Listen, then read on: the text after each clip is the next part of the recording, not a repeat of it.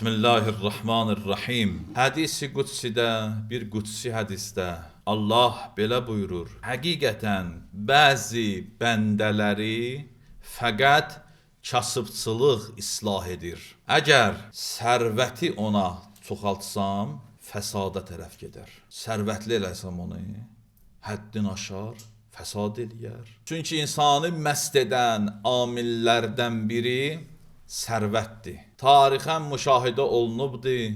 Biz də öz həyatımızda görmüşük.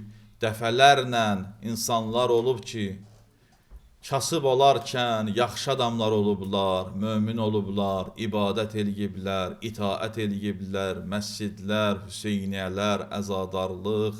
Amma elə ki, əlinə sərvət düşüb, həddin aşır, fəsad eləyir. Allah bu hədisi qudsidə buyurur. Buyurur ki, bəzi bəndələrimi fəqət kasıbçılıq islah edər.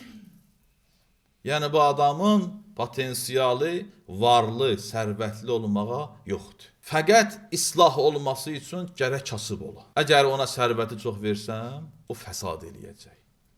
Buna görə bizə buyurulur ki, Allah verənə razı ol. Hər halıva şükür elə. Bilmək olmaz, sərvəti verdi. O sərvət səni hara aparacaq. Allah Rəsulü buyurur ki, Allah o mömini sevir ki, kasıbdır, amma iffətlidir. Həqiqətən Allah o mömini sevir ki, kasıb olan vaxtı da iffətlidir, günahdan, haramdan özünü saxlayır. İffət-i nəfsin gözləyir. Allah belə bir mömini sevir. Amma üçüncü bir məsələ ki, ona işarə eləyəcəm, ictimai və sosial cəhətdən çox önəm kəsb eləyir və dəfələrlə müşahidə olunur, məxsusən günümüzdə. O bundan ibarətdir ki, Allah Rəsulü buyurur, bir zaman gələr cəmaata, insanı bəzən həyat yoldaşı, bəzən ata-anası, bəzən övladları uçuruma aparar, həlak eləyər. Onu kasıb olduğu üçün danlayarlar, dannaq vurarlar ona, kasıblığına görə. Və onu ailə üzvləri, taqəti olmayan işlərə vadar eləyərlər. Gücü çatmayan işlərə vadar eləyərlər. Gücdən məqsəd fiziki güc deyil, ha? Maddi nöqteyi nəzərdən, iqtisadi nöqteyi nəzərdən elə şeylərə vadar eləyərlər ki, onun taqəti yoxdur ona. Onun həddində deyil, onun gücündə deyil. Deyir, belə olanda bu cəhətdən o insanın dini əlindən gedər və həlak olar. İnsanın dini ki, əldən getdi, həlak olur, bədbəxt olur. Bu həlakətə kim səbəb olur? Həzrət buyurur ki, bir zaman gələr insanın həyat yoldaşı. İndi açıq danışaq. Bir xanım ərinə deyər həyat yoldaşına, bax hələ filan kəslərə, o da kişidir, sən də kişi. Sən də özünə kişi deyirsən, gör necə dolandır öz ailəsinin uşağını. Dannaq vurar, kasıb olduğu üçün. Ata, ana oğluna deyər, bax xalqın uşaqlarına, gör nələr eləyirlər, dannaq vurarlar. Adam uşağına deyər, deyər, bax gör filan kəsin uşağı nə cür dərs oxuyur, gör nə qədər ədəbli ərkanlıdır, hər cümə namazına gedir. Mənəvi nöqteyi nəzərdən, təhsildə bəli, nümunə gətirə bilər, danlaya bilər, sən də onu kimi ol. Amma kasıblığa görə, fəqirliyə görə, uşağına ağır-ağır sözlər deyə. Biz də oğul böyütdük, cəmaat da oğul böyüdübdür. Cəmaatın oğlanları nə edir, mənim oğlum mənim üçün nə edir? Sənin oğlun gül kimi oğlandır, namaz qılır, ibadət eləyir, çalışır, işləyir. Allah da ona bu ruzunu ayırıbdır. Cümə namazına gəlir, ədəbi var, ehtiramı var, hər namazdan sonra səni dua eləyir, xumsun verir, zəkatın verir, ziyarətinə gedir. İndi Allah bunu ayırıbdır. Əlindən bu gəlir. Kasıbdır. Sən onun daxilində olan xəzinələri dəyərləndir. Gör sənin oğlunda nələr var. İmanı var, əqidəsi var, namazı, zəkatı var, əxlaqı var, insanlıq səziyyələrinə malikdir. Sən bunu dəyərləndir. Bəzi övladlar ataları bədbəxt eləyər. Xalqın ataları uşaqlarına bu cür eləyir, sən biz üçün eləmirsən. Görsən, qız atasına deyir, vara belə şeylər. Filan kəs qızına filan qədər cehiz verdi, siz mənə niyə vermirsiniz? Filan kəsin varıdır verir, sənin atuvun yoxudur. Ya oğlan deyir ki, filan kəs uşağı üçün məsələn bu cür telefon aldı, bu cür maşın verir, bu cür eləyir, sən mən üçün nə elədin? Həzrət Rasulullah buyurur, dərddir ya bu günümüzün dərdidir. Həzrət Rasulullah sallallahu aleyhi və səlləm buyurur ki, bir zaman gələr, insanı onun həyat yoldaşı, onun ata-anası, övladları uçuruma aparar, həlak eləyər. Kasıb olduğu üçün onu danlayarlar, onun taqəti çatmayan işlərə onu vadar eləyərlər. Buna xatir o insanın dini əlindən gedər, həlak olar. Necə dini əlindən gedər? Görür, halal yolundan çıxmır. Bilirsiniz də, tarixən bu cür ki, çox az olur tərtəmiz, çox qazanc. Ya şübhəli olur, ya haram olur. Bu söz mənim sözüm deyil. Siz özünüz də bunu bilirsiniz. Tarix də bunu sizə göstəribdir. Hədislərdə də bu var. O ki, pul insanın üzərinə axır, çox gəlir. Ya haramdır, əksər hallarda, 100% demirəm, əksər hallarda. Ya haramdır, ya da ki şübhəlidir. Asan yolla deyirsən, gəlir, tökülür. Bəli. Bunun indi qazancı budur. Normal halda tarix həmişə göstəribdir ki, insan zəhməti ilə, halal yolla, düzgün, dürüst, qanuni şəkildə çox qazana bilmir. İndi bunu vadar eləyirsən, ya həyat yol, əsasən bu dəqiqə ata-ana o qədər rol oynamır. Kimdir ata-anasına qulaq assan? Əsas evdəkidir. Evdəki vadar eləyir. Ailə, uşaqlar. Sən bunu vadar eləyirsən harama. O yollar ki, oradan zahirdə çox gəlir. Bu da gidib düşür. O da filan kəs. O filan kəs nə ilə məşğuldur? Axı sən bilirsən, o narkotik satır, o şərab satır, o başqa işlərlə məşğuldur, ribası var və s. var. Bu adam da özün gedir vurur həmin o yollara. Düşür sələmə, düşür prosentlərə, düşür kreditlərə, ağır-ağır borclara. Ondan sonra haram gələndən sonra, haram tikədən sonra iman din qalır, qalmır. Buna görə fəqirlik böyük bir bəladır əslində. Hədislər var bu barədə. Kasıblara bu günlər hədislər deyəcək ki, narahat olmasınlar. Deyir, kasıblar varlılardan əvvəl cənnətə daxil olacaqlar. Dünya həyatı müvəqqətidir. 50 il, 60 il. Hansı kasıb? Mömin kasıb. Bəziləri var, kasıbdır amma dinsizdir. Kasıbdır, namaz yox, ibadəti yox, şərab, qumar, hər şey eləyir. Hələ gör varlı olsa neyniyər? Bunlarla işimiz yoxdur. Fəqirdir, kasıbdır, amma mömindir. Həzrət Rasulullah buyurur ki, mömin fəqirlər varlılardan tez daxil olacaqlar cənnətə bir gün. O gün iki, bir gün iki 1000 ildən artıqdır. 1000 ildən çoxdur. Nəinki bir gün, dünya günü. Yəni onlar, hədis buyurur ki, kasıblar, təbiidir kasıba hesabı yoxdur ki. Bu minvalda hədislər var. Qiyamətin günündə fəqir insan gəlib dayan Allah huzurunda hesaba. Deyər ki, mənim Rəbbim, bu mənada, məzmunu budur ki, mənim nəyim var idi ki, mənə nə verdin ki onun hesabı? Allah buyurar ki, düz deyir mənim bəndəm.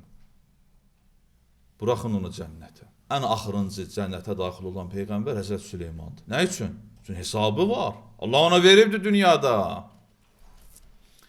Hədislər var bu barədə ki, insanlar qiyamətin günündə hamı, hədis deyir, hamı belə arzu eləyər ki, ey kaş dünyada dünya malım az olaydı.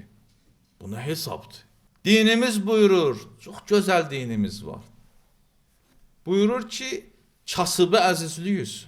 Kasıblıq, fəqir olmaq qəbahət deyil, eyb deyil, nöqsan deyil, haram yemək eybdir, oğurluq eybdir, haram satmaq, pis işlərlə məşğul olmaq, narkotik satıb millətin, övladın bədbəxt eləmək eyb nöqsandır. Kasıbçılıq eyb nöqsan deyil.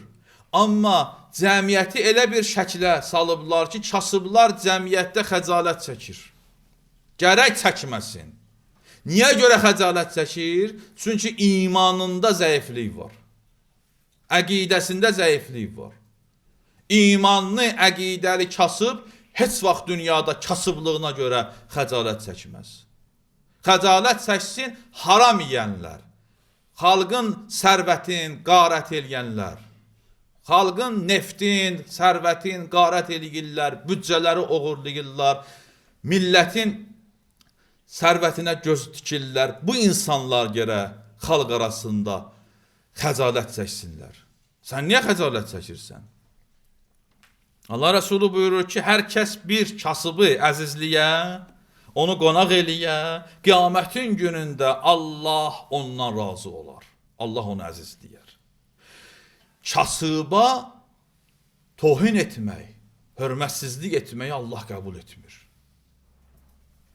Allah Resulü buyurur, hər kəs bir fəqir, kasıb müsəlmana, kasıblığına xatir hörmətsizlik eləyər. Kasıblığına xatir. Bəzən var ki, kasıbdan əxlaqsız adamdır. Fasiqdir, facirdir, şərab içir, dinə hörmətsizlik eləyir, söyür və s. Belə kasıblar da vardır. Sən onun hansısa bir hərəkətinə görə ona dəyər qiymət vermirsənsə, təqvası yoxdur. O öz yerində. Hədis buyurur ki, hər kəs bir kasıb müsəlmana fəqət onun kasıblığına görə hörmətsizlik eləyərsə, elə bir Allaha hörmətsizlik eləyibdir. Allaha yüngül yanaşıbdır. Olur belə şeylər. Allah Rəsulü əyləşmişdi, sahabələr də əyləşmişdilər. Quranda ayəsi də var. Bir kasıb adam gəldi. Əyləşdi bir varlı adamın yanında. O varlı adam əbasını yığışdırdı, paltarını yığışdırdı. Peyğəmbər gördü. Dedi, niyə özü yığışdırırsan? Qorxursan onun kasıblığından sənə nəsə keçə? Dedi, yox ya Rasulallah. Dedi, qorxdun ki, sənin sərvətindən ona nəsə keçə? Peyğəmbər gör nələr buyurur. Yox ya Rasulallah. Bə nə üçün? Qaldı belə. Dedi, ya Rasulallah, elədiyim bu pis işə görə hazıram öz sərvətimdən ona verəm. Yarısını verəm, 1/3 verəm. Peyğəmbər dedi, qəbul edirsən, kasıb dedi, yox. Kasıb olanda da gərək kasıb olasan, kişi olasan, izzət olma. Dedi, yox, ya Rasulallah, nə üçün? Kişi təəccübləndi, nə üçün? Deyir, ya Rasulallah, qorxuram mən də sərvətli olub bunu kimi olam. Sərvət adam bu cür edir, ha. Elə bir pis dövrə gəlib çıxmışıq, qardaşlar. Neçə aylar qabaq bunu ərz eləmişəm, təkrar olmasın. Cəmiyyət bir-birinə sürdüyü maşına görə, evinə görə, hətta əlində olan telefonuna görə, hətta mən o günlərdə eşitmişəm, geyindiyi ayaqqabının markasına görə hörmət eləyirlər. Gör, nə günə gəlib çıxmışıq biz.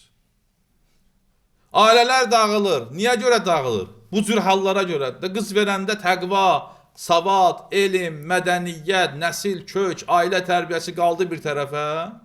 Qız alan pula görə, qız verən də bu şeylərə görə pul verdilər. Sonra deyir, ailələr niyə dağılır? Siz valideynlərin günahlarında bu gənclər çəkirlər. Uşaqlar qalıb atasız, anasız, ailələr dağılır. Gənclər ümid elədi ki, mənim ata-ana yaxşı seçim eləyər. Da bilmədi ki, ata-ana çox uzaq düşüb dəyərlərdən. Ölçünü qoyubdu başqa cür. Maddiyyata baxır ancaq. Çox mühüm məsələdir bu, qardaşlar. Bu məsələnin çox pis nəticələri var. Yerə diqqət olunur bu məsələlərə. Başqa bir məsələ ki, onu gələ ərz ediyor, bundan ibarətdir ki, kasıbların payı Allah qərar veribdi varlıların malında. İmtihan da bu dünya. Varlılar, bütün malınız, mülkünüz sizin deyil ha. Orada bir çox adamların payı var, onlardan biri fəqirlərdir. Onlar qazanırlar, elə bilirlər ki, zirəng oğlana mən qazandım. Yox, Allah verib onu. Səndən də zirəkləri var, qazana bilmir. Hara gedir, daşa dirənir. Belə deyə. Qapılar bağlanıbdır. Bir müddətdir Allah açıbdır sənin üçün, verir, imtihan eləyir. Ola bilsin, sonra verməyə. Ya indi vermir, sonra verə. Belə olur. Dünyanın işidir. Özü çox zirəng bilmə. Allah sənə verir, deyir ki, sənə verdiyimdə sən imtihan olunursan. Orada füqəranın payı var. Əgər varlılar füqəranın payını versələr, cəmiyyətdə iqtisadi balans pozulmaz. Kasıbçılıq azalar. Allah veribdi bunlara. Deysən, get həccə gedmir. Balam, xumusu vermir. Füqaraya kömək eləmir.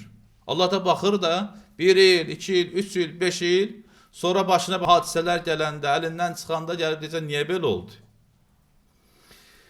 Bəli, bir hədis ilə xütbəni yekunlaşdırım, çox çətindir. Bu fəqirlik var, kasıbçılıq, çox çətin məsələdir. Bu sözdür, bu sübut olunmuş məsələdir. Belə deyəsən ki, elə bu sözdür, yox. Hamı bilir çətindir. Amma bu çətinliyin şiddətini istəyirəm çatdıram. Fəqirlik çox çətindir. Allah Rəsulü buyurur ki, Allah Təbarək və Teala Həzrəti İbrahim əleyhissalama vəhy elədi. Bu hədislə siz fəqirliyin nə qədər çətin olmağın başa düşəcəksiniz. Allah Təbarək və Teala Həzrəti İbrahim əleyhissalama belə vəhy elədi. Ya İbrahim, mən səni yaratdım. Allah İbrahim əleyhissalamı çox imtihan eləyibdi. Oğlu İsmaillə imtihan elədi, qarşıda Qurban Bayramı gəlir. Çoxlu imtihanlardan çıxdı, üzü ağ çıxdı Həzrəti İbrahim, bütün imtihanlardan. O imtihanlardan biri bu idi ki, Nəmrud onu odda yandırmaq istədi. Allah lənət eləsin Nəmrud. Ya İbrahim, mən səni yaratdım. Nəmrudun odu ilə imtihan elədim. Əgər səni kasıbçılıqla imtihan etsəm nə edərsən? Diqqət edin məsələyə. Səbri səndən alım və səni kasıb eləyim, imtihan eləyim. Diqqət edirsiniz? Həmişə dua eləyəndə gərək deyək ki, Allah kasıblara səbir ver. Kasıb olanlara desin ki, Allah mənə səbir ver. Deyir ki, səbir hər adam üçün zinətdir. Səbir həmişə zinətdir, gözəldir. Amma kasıbın, fəqirin səbirli olması daha çox gözəldir. Ya İbrahim, səni səbirvi əlindən alım, səni kasıbçılıqla imtihan etsəm necə olar? Mühüm məsələdir ki, Allah Həzrət İbrahimlə bu barədə danışır, ona vəhy eləyibdir. Gör Həzrət İbrahimin cavabına bax. Ya Rəbb, əl-fəqru əşəddu min nar, Nəmrud. Ey mənim Rəbbim, kasıbçılıq Nəmrudun odundan da şiddətlidir. Çox çətin məsələdir kasıbçılıq. Kasıbçılığa hər adam dözə bilmir, kasıbçılıqda hər adam din, iman saxlaya bilmir.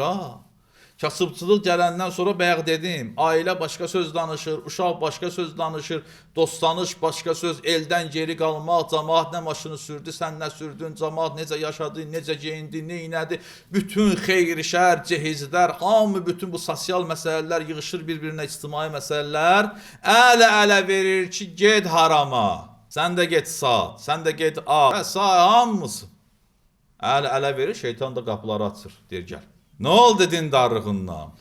Neçə ildə dindar edin? Bəziləri belə var. Neçə il namaz qıldım? Hissad əldə eləyə bilmədim. Gəldim bu tərəfə, nələr var imiş. Sən namaz qılmamısan, əyilib qalxmısan. Bu bir. İkinci budur ki, heç kəs Gərək bir-birinə deməsin ki, namaz qıl hər şey yaxşı olacaq dünyəvi nöqteyi nəzərdən. Hardan desin? Belə adamlar görmüşəm, hətta ruhanilər belə var.